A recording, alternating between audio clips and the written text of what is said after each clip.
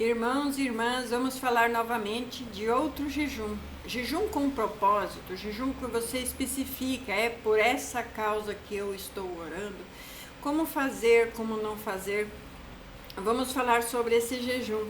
Esse jejum que, quando você jejua, o inimigo perde o controle da mente do seu cônjuge.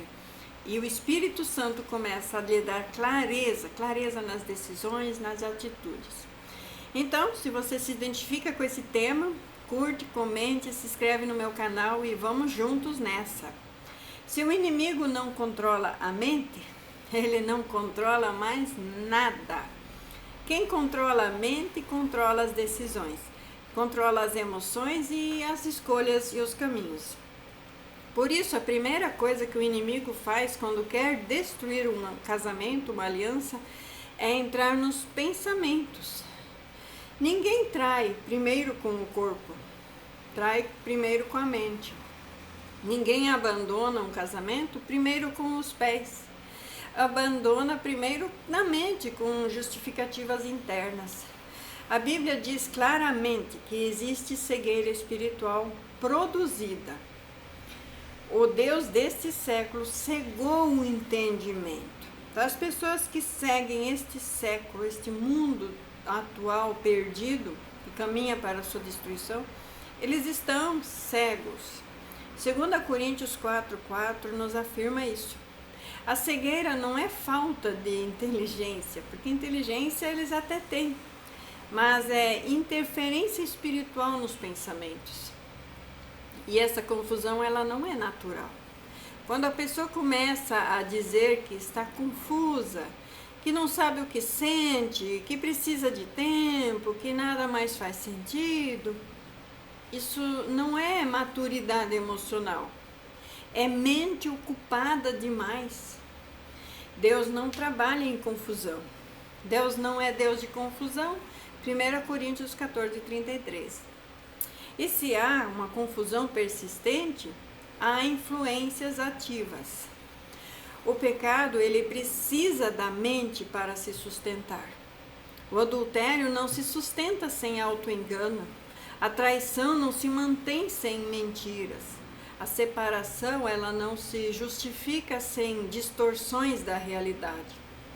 Por isso o inimigo trabalha pensamentos. Ele vai fazer pensamentos, vai fazer a pessoa pensar assim: você merece ser feliz. Ninguém vai saber, ninguém vai descobrir. Isso não é tão grave assim. Deus entende, Deus é amor e essas coisas assim. E foi exatamente desse jeito no Éden. A serpente não empurrou Eva para o pecado, ela convenceu a mente dela.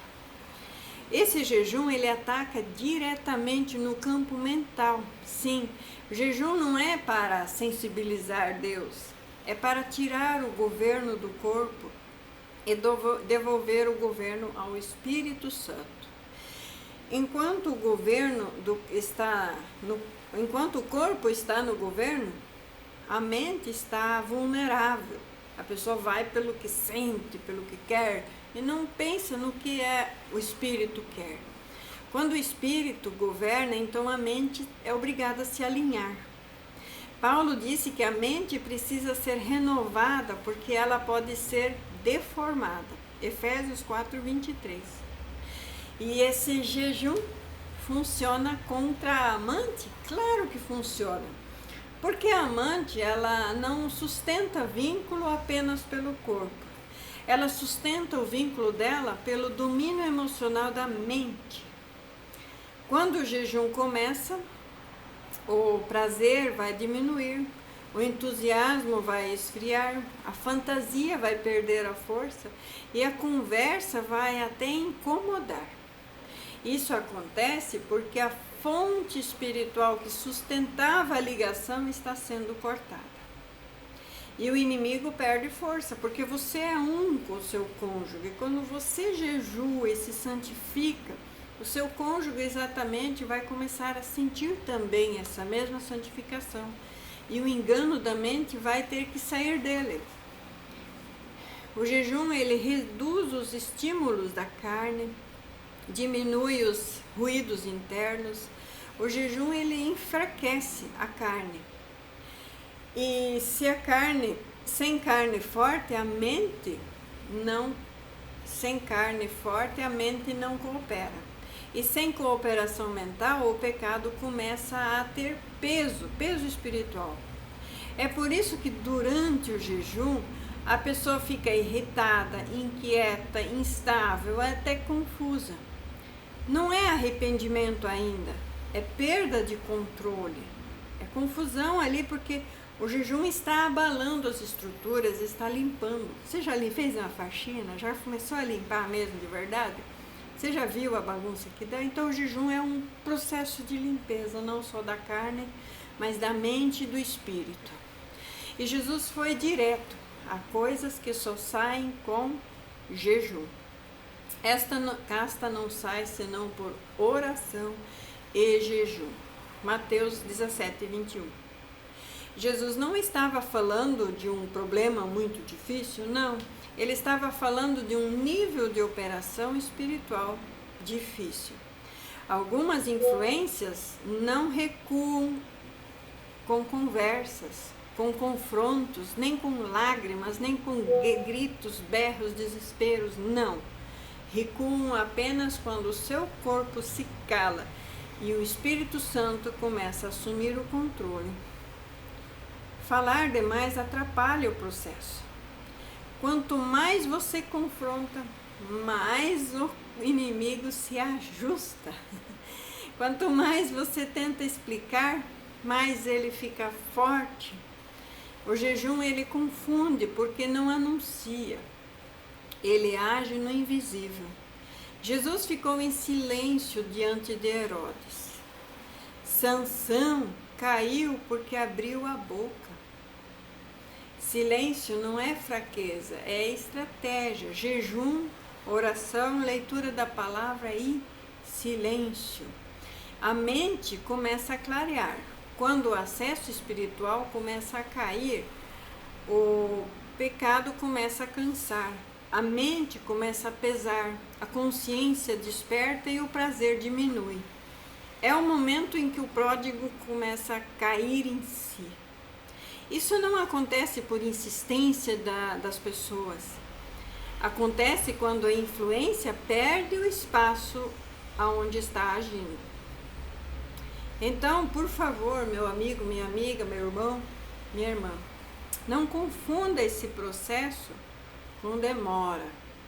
Jejum não é um espetáculo, é um processo interno. O inimigo cai primeiro por dentro, depois ele cai por fora. Enquanto parece que nada mudou, o controle já está perdido. Se você parar, nesse ponto, parar de jejuar, o acesso do inimigo volta. Jejum interrompido, sem fechamento espiritual, devolve a brecha. Por isso, constância é mais importante que intensidade. Poucos dias contínuos são mais eficazes que muitos dias instáveis. E a conclusão direta é: o problema nunca foi falta de amor, foi excesso de influência. Quando o inimigo perde a mente, ele perde o corpo, ele perde a decisão, ele perde o caminho. Não confronte mais as pessoas. Feche os acessos, porque quem governa a mente, governa o seu destino. E eu termino essa mensagem aqui hoje desse jeito.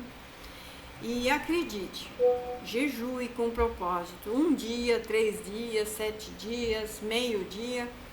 Faça 7 dias de uma refeição ou 7 dias de 2 refeições, como o Senhor colocar no seu coração, como você tem capacidade física para fazer. Deus sabe a tua necessidade e você sabe o teu comprometimento com Deus, o quanto você consegue fazer.